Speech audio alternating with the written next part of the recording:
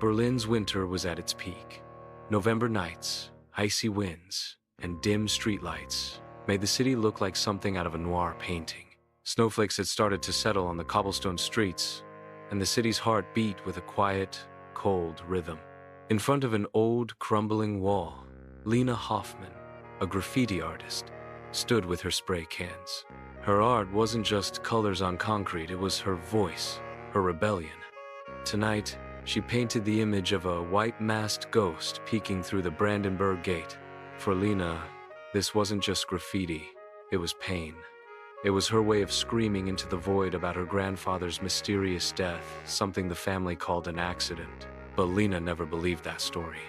Meanwhile, in another corner of Berlin, Alex Berger, a former detective, stepped out of a dimly lit building.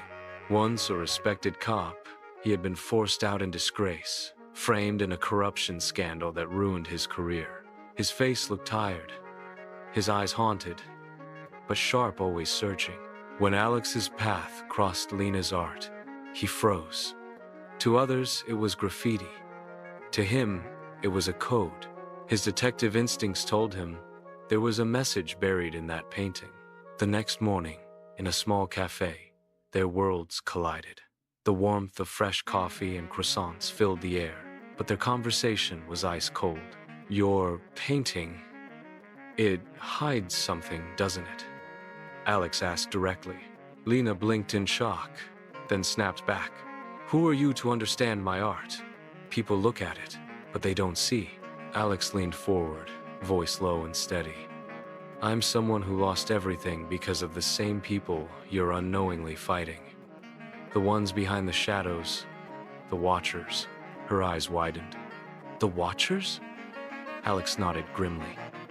"They're the ones pulling Berlin's strings. They ruined me. And your grandfather's death? It wasn't random. It was them."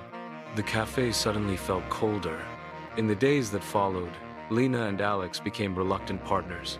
Her graffiti pointed to hidden clues across Berlin, while his detective skills unraveled the codes she painted. One night, in a deserted U-Bahn station, Lena watched Alex scan the tunnels with the precision of a soldier. The flickering lights above buzzed with eerie energy. "You carry loneliness in your eyes," she whispered. Alex, caught off guard, almost smiled.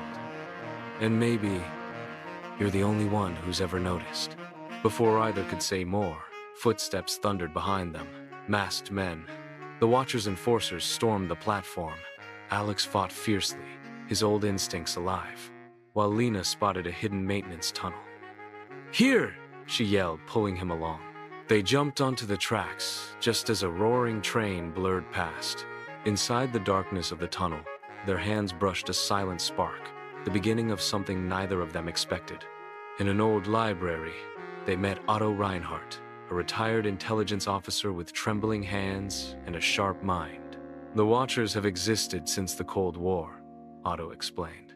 "They decide Berlin's fate from the shadows. What you're looking for isn't just a list, it's their blueprint of power." Lena leaned forward, voice breaking. "And my grandfather?" Otto's voice softened with sorrow. "He was one of the few who stood against them. He stole part of the list. For that, they silenced him." Lena's chest tightened. This wasn't just about Alex's past anymore. It was hers. Running through Berlin's streets, hiding in train tunnels, sneaking into abandoned stations, Lena and Alex's bond deepened with every step. Under the Brandenburg Gate, they discovered a hidden chamber. Inside lay half the Watchers' list. But before they could take it, the chamber filled with Julian's men. Alex fought brutally, every punch a cry for redemption. Lena shouted her grandfather's name, her fury fueling her courage. "This isn't your war anymore," she told Alex fiercely. "It's mine!" In that fire, Alex saw her transformation, not just an artist, but a warrior. At last, they stood before Sir Julian Finch, the Watchers' ruthless leader. His presence was chilling, his smile razor-sharp.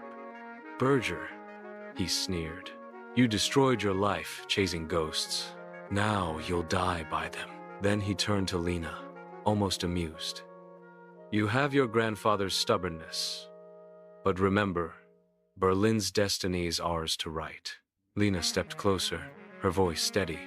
No, I'll write Berlin's future on its walls, and everyone will see it. The last confrontation erupted inside an abandoned radio station.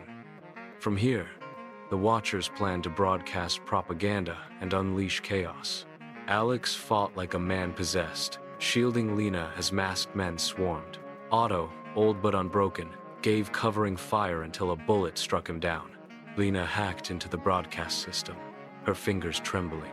With one push, the Watchers' secrets, names, crimes, lies went live across Germany. Julian screamed, but it was too late. Sirens wailed outside. Police stormed the station. The Watchers' empire crumbled. When it was over, Berlin's first snowfall painted the streets white. The city breathed again, free of its silent rulers. Lena and Alex stood side by side, weary but alive. She reached for his hand. "This is just the beginning of our story," she whispered. Alex looked at her, for the first time at peace. "You've given me back my life, Lena." Together, they walked into the quiet streets, ready to paint new walls with new colors, not of rebellion, but of hope, love, and healing. And in the heart of Berlin, whispers began of a legend, the secret of Berlin, solved by two souls who found each other in the shadows.